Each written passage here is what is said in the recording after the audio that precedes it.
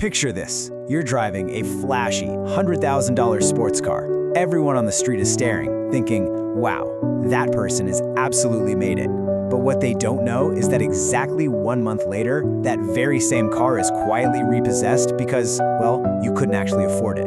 Crazy, right? But it happens all the time. Welcome back to Tatprya. In today's explainer, we're diving deep into chapters 9 and 10 of Morgan Housel's incredible book, The Psychology of Money. Now, really quick, this is a continuous series right here on the channel, so if you haven't watched the previous chapter explainers yet, I highly recommend checking those out first. You'll find the links down in the description and right up there in the I button. Seriously, go give them a watch so you have the full foundation. All caught up? Perfect. Let's get completely into this. We are not missing a single vital lesson today. Okay, so let's kick things off with a pretty wild story from the author's own life. Back in the mid-2000s, he was working as a valet out in Los Angeles. And you know LA, right? It's a place where material appearances are basically everything. While working there, he met this guy named Roger. Roger was young, nobody really knew what he did for a living, but he drove this absolutely stunning $100,000 Porsche. And in a place like LA, that one single data point, just that expensive car, was entirely enough for everyone to make these huge assumptions about his massive success and his overflowing bank account. But as you can probably guess, the whole illusion totally shattered. One day, Roger rolls up to the valet stand driving an old beat-up Honda. Then he does the exact same thing the next week, and the week after that. Finally, the author just has to ask him, hey, what happened to your Porsche? And Roger, just casually and without a single ounce of shame, admits the car got repossessed because he defaulted on his auto loan. He talked about it like he was just chatting about the weather. It was ultimate proof that judging someone's actual wealth by their outward appearance is just a massive, dangerous illusion.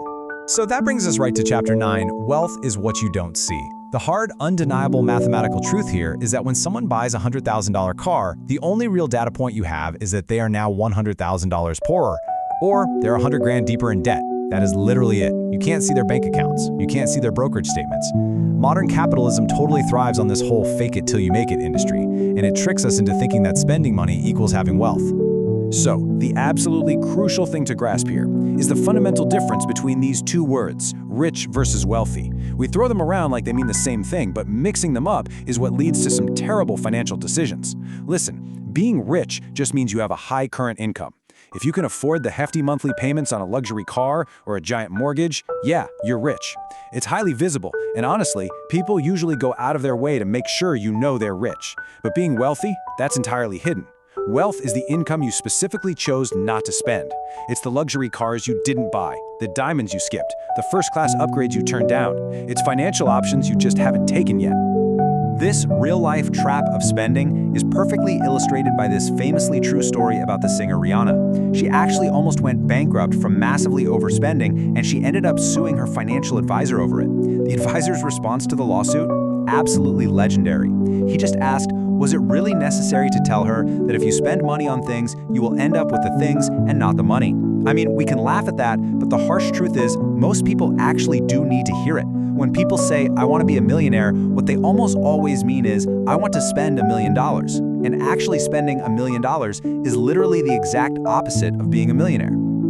The investor Bill Mann hits the nail on the head here. He points out that the absolute fastest way to feel rich is to just go out and spend a ton of money on really nice things. But the actual, literal definition of accumulating wealth is to not spend the money you have. Let that sink in. It isn't just one of many strategies to build wealth. It is the fundamental, literal definition of it.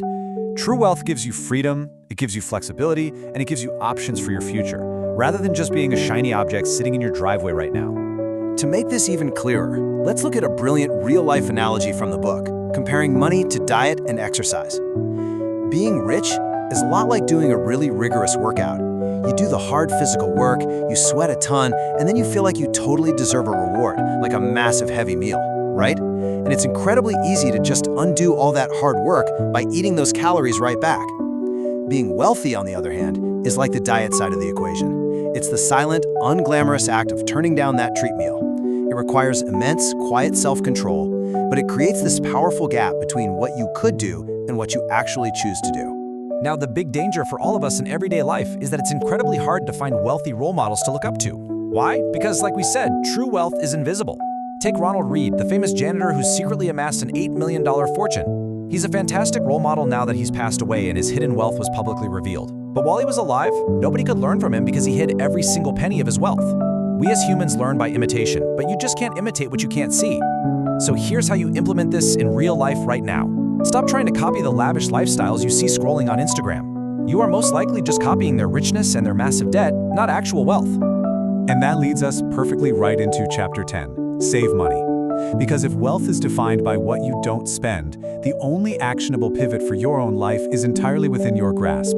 You simply have to save money. Now, do people actually need to be convinced to save money? Well, the author notes that past a certain baseline income level, people generally fall into one of three groups. Group 1, those who already save.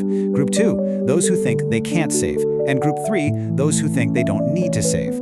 This explainer and this specific chapter is speaking directly to those latter two groups who might just need a little convincing to flip their mindset. So, the first big idea here, and it's super simple but incredibly easy to overlook, is that building wealth actually has very little to do with your total income or how amazing your investment returns are. Honestly, instead, it has almost everything to do with your savings rate.